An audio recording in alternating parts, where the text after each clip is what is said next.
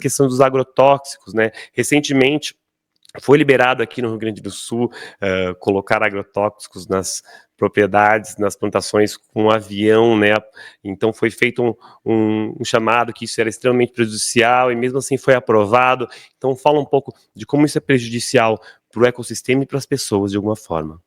O agrotóxico hoje em dia, bom, eu sou, não esperem de mim muita bondade, porque, em primeiro lugar, desde o momento que se criou a agroecologia viável e científica, que no passado nós carecíamos de dados, hoje já existem, ainda muito poucos, porque erradamente não é prioridade de pesquisa, mas desde que foi possível fazer sem veneno, por que alguém no mundo deveria se envenenar?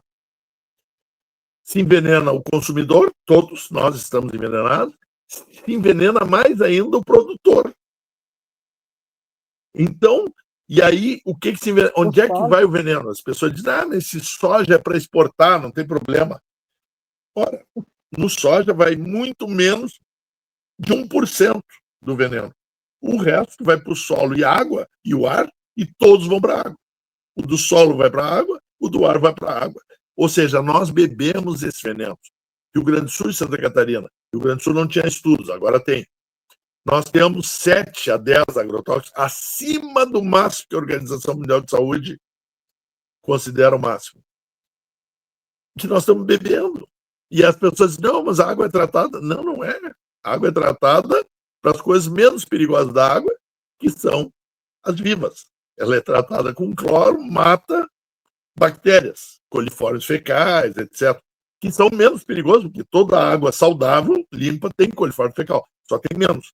Existe uma quantia, até uma determinada quantidade, milhares por ml de bactérias, que eu posso beber essa água limpa. E acima disso começa a poder ter risco, se eu tiver com uma fragilidade, ter uma infecção.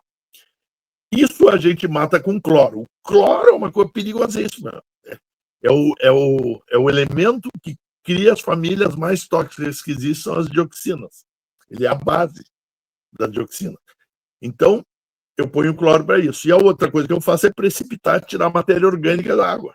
Agora, agrotóxicos, metais pesados, não tira nada, não tem como tirar.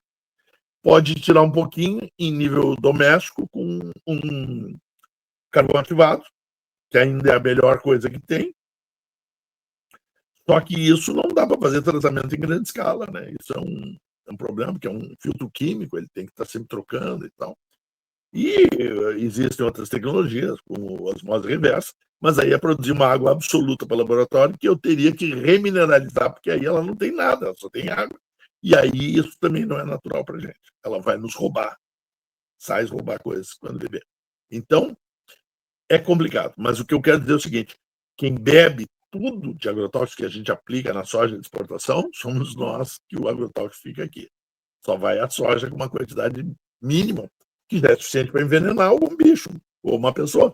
Mas as toneladas, que nós somos o maior usuário, por exemplo, de glifosato do mundo, batemos nos Estados Unidos, mesmo que nós produzimos menos que os Estados Unidos, a nossa produção agrícola, nós usamos mais que ele, o que já é uma coisa absoluta. Mas o que eu quero dizer é o seguinte, não tem sentido falar de usar agrotóxico hoje se pode produzir sem agrotóxico. Ponto. Libertação da população.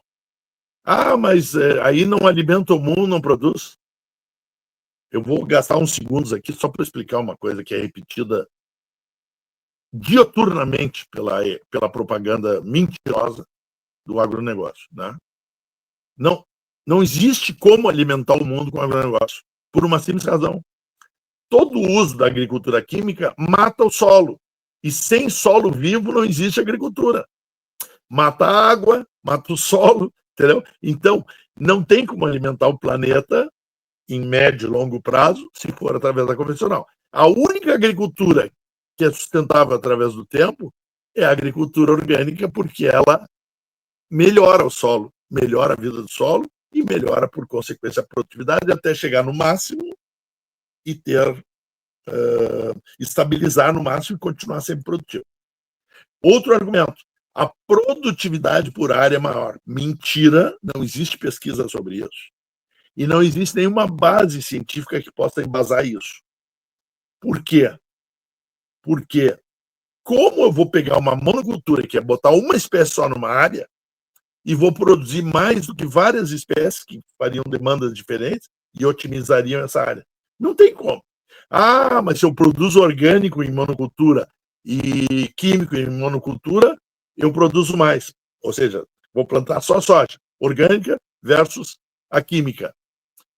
Mas é o quê? Peso?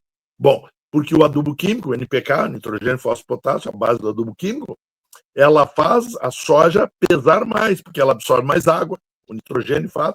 Então, hoje nós temos um monte de pesquisa mostrando que chega a ter 200 vezes menos cálcio no milho químico.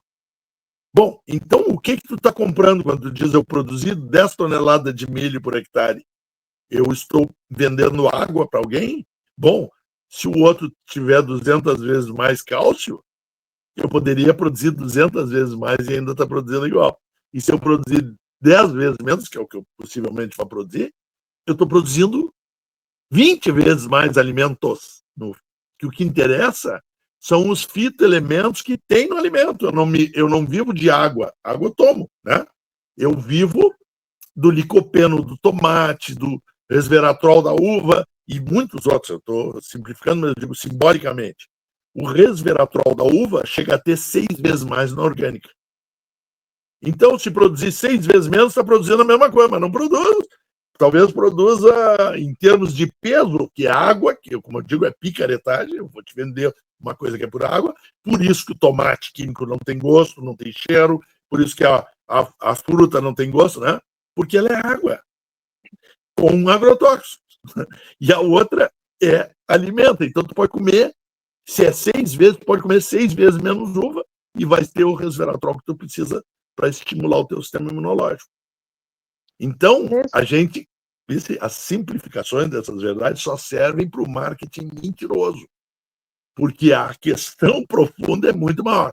Ou seja, impossível alimentar com a indústria química. O que o Brasil, que é a maior fronteira agrícola do mundo, está esperando para dar essa qualidade, vender seus produtos por 30%, 40% mais, que é o produto orgânico, mesmo para o mercado internacional, alimentar seu povo, zerar não, mas diminuir 80% os custos do SUS, que é com doenças degenerativas, intoxicações, etc., alimentando bem nosso povo, entendeu? E ter uma produção para sempre sustentável e não desertificante, né? Então, o que o Brasil está fazendo? O Brasil está atendendo a interesse. Por quê? Porque tem BBBs no Congresso que são comprados pela indústria química, que também é parente, né, da indústria farmacêutica, surgiram juntas, né, e muitas são a mesma empresa, inclusive.